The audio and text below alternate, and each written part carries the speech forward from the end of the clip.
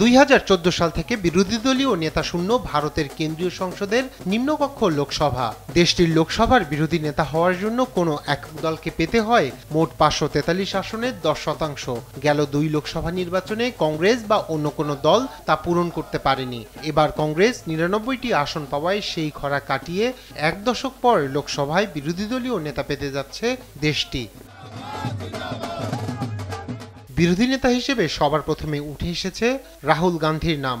ইতিমধ্যে তাকে মনোনয়ন দেওয়ার বিষয়ে সিদ্ধান্ত নিতে শনিবার বৈঠকে বসেছিলেন কংগ্রেসের শীর্ষ নেতারা। বৈঠক শেষে রাহুল গান্ধীকে বিরোধী দলীয় নেতা হিসেবে মনোনীত করেছেন তারা। All the participants unanimously put up their views on this issue. Everybody was unanimous that Rahul ji should take leader of the opposition position in the Lok Sabha. শুধু কংগ্রেস নয়, ইন্ডিয়া জোটের গুরুত্বপূর্ণ শরিকরাও বিরোধী দলীয় নেতা হিসেবে চান রাহুল গান্ধীকে।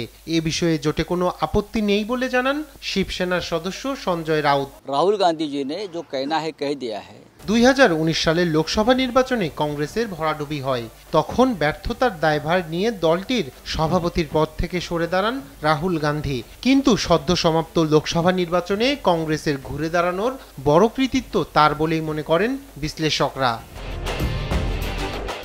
রায়হান কবির শুভ্র, নিউজ ডেস্ক, দেশ টিভি।